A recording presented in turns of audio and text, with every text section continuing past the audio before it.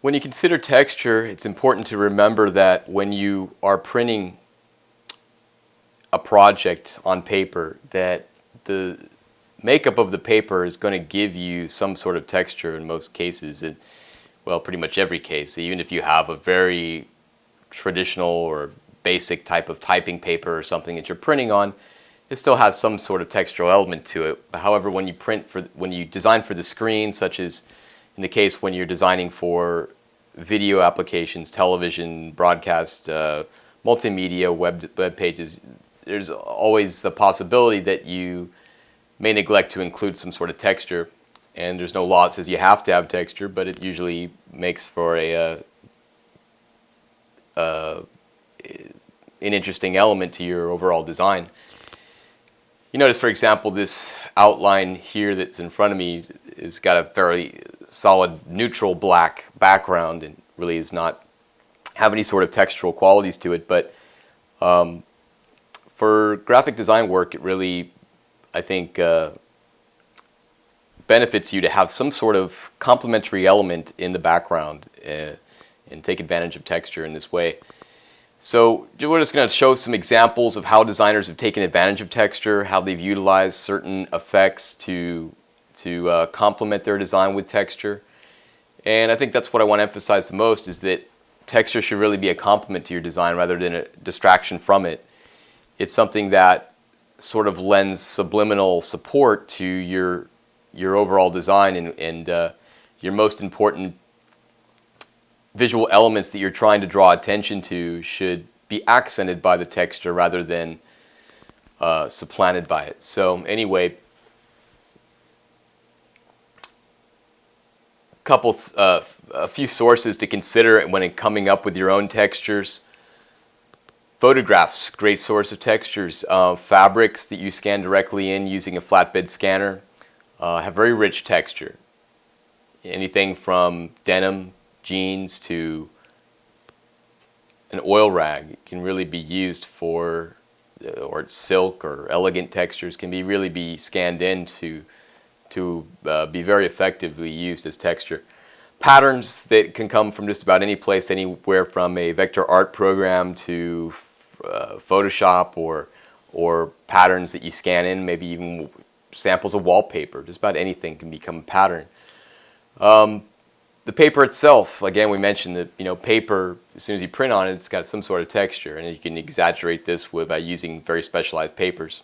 You can also, if you are on a limited budget, take a paper that you really like, say like a rich parchment, and scan that in to utilize that as a printed texture rather than an actual texture of the paper itself. All right, what else? You can simulate difficult textures such as wood and metal, things that you really couldn't practically use or practically afford to print with and mass produce, and you can take photographs of these or scan them in directly and use them very effectively in Photoshop as printed textures. Let's take a look at some examples. So here we've got a gold leaf texture, very shiny, very brilliant, very glossy on top of a matte texture. This design element here is a good example of using texture as a supporting piece of media to go ahead and accent the Frappuccino bottle here, in this case the Frappuccino casing. But the quality of this drink is, if you tasted it before, is very creamy. It's very soft, and at the same time, I think the mood that's created here with these swirls of texture also emulates the sensation of steam, which you associate with coffee, which you associate with Starbucks. So I think it's an effective use of a subliminal texture that really just accents and gives the right mood and feel for what they're looking for with this product. Also, just notice the subtle gradient shifts that produce some very soft, smooth transitions from one line to the next.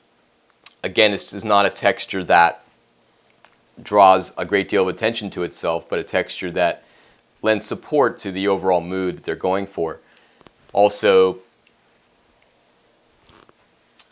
notice that this was most likely done with a vector art program, which you may not think of off the bat as a great source for coming up with textures. You might more think of the Photoshop and using photorealistic textures, but vector art, regardless of having kind of a smooth, bold look to it, can very much be used for textural elements. Here's an example of, again, a great deal of contrast in regards to texture, very glossy logo type surface here, and contrasting that with a rough corrugated cardboard. Notice the way that the two different ways the two reflect light. Here in this case, we've got a good example of that sort of rough recycled look that became popular in the 90s and still around with us today. This sort of very organic, very rough looking cardboard textures combined here with this sort of acid washed fabric. You can utilize all sorts of interesting organic textures in your design work, and I think that the ones that tend to be a little bit distressed and a little bit rough tend to be some of the most interesting around. Here's an example of a technique you can utilize if you have access to a high quality printing output, something that may require a bit of a budget, but in this case the designer has printed a pattern on the back of the sheet of paper, and the sort of translucent nature of the paper allows the back of the design, which you see here, to sort of come through and bleed through to the front a little bit. However, not so much that it becomes a major distraction from whatever will be printed on this letterhead or the logos here at the top. Here we've got a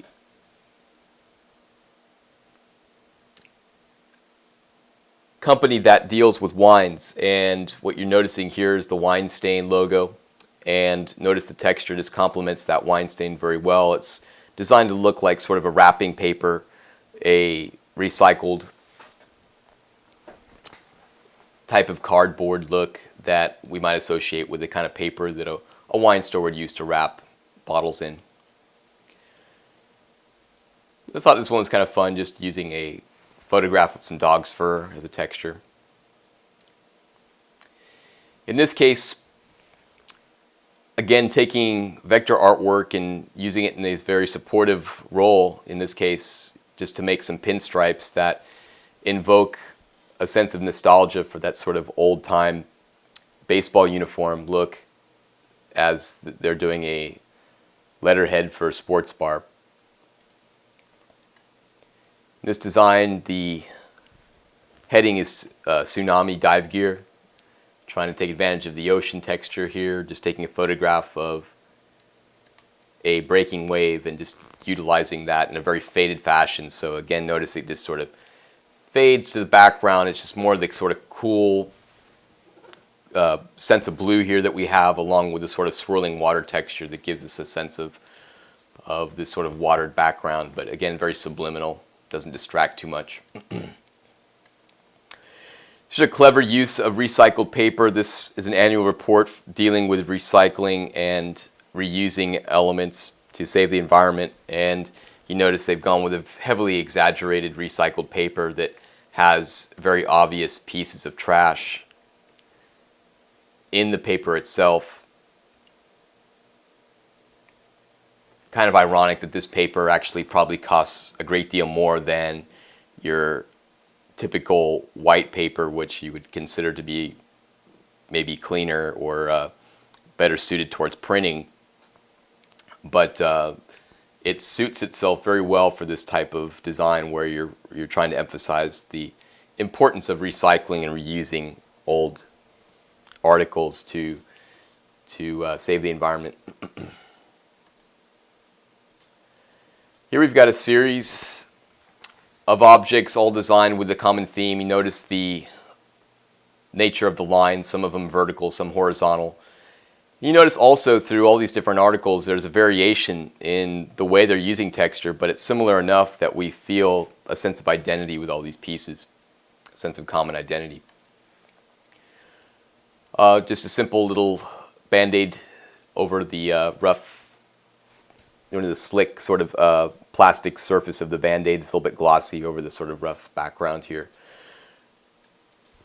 Another example of just using very low contrast to produce a subliminal texture there in the background. Again, using EPS graphics. Very subdued set of lights here. I've already seen this one.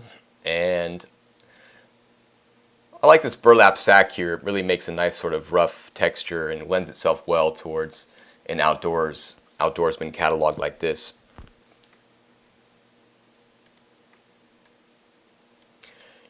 Here's an example I really didn't care much for, and I thought I'd just use it as an example of for me, this is a texture that brings itself to the foreground and competes with what I would consider the foreground elements to the point where you really can't tell where the texture begins and where the focus elements or the more important elements the designer is trying to emphasize.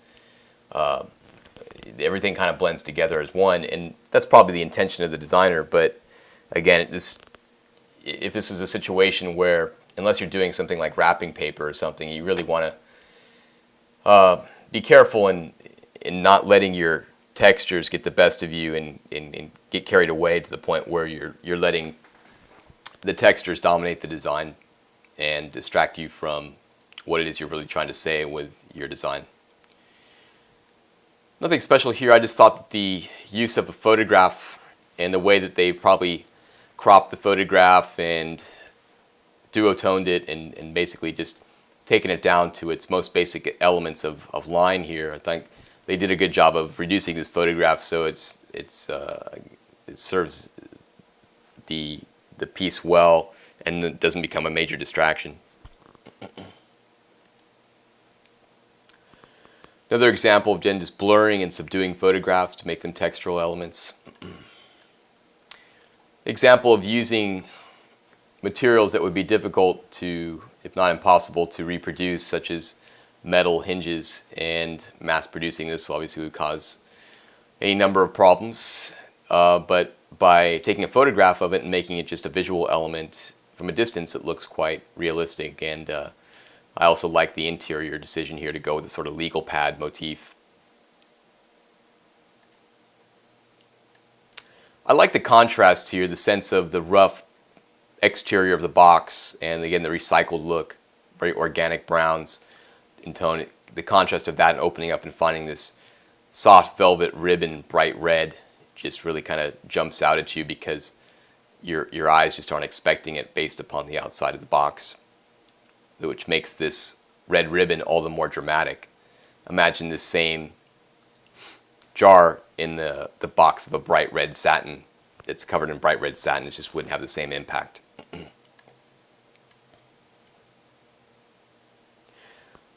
Now again, with the recycled look, although in this case much more subdued than in some of the previous examples, but with the addition of a faded photograph here with the flowers.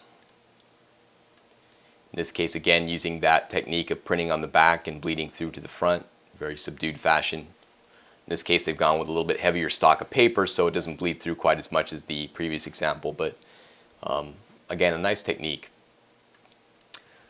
I like the way they've incorporated parchment here into this late 1800s design technique. They're basically trying to emulate the Victorian feel of that era, just, again, with the parchment, but also in terms of the foreground design elements that all emulate that typographic style and the design elements you associate with that late 1800s period, especially in the American West.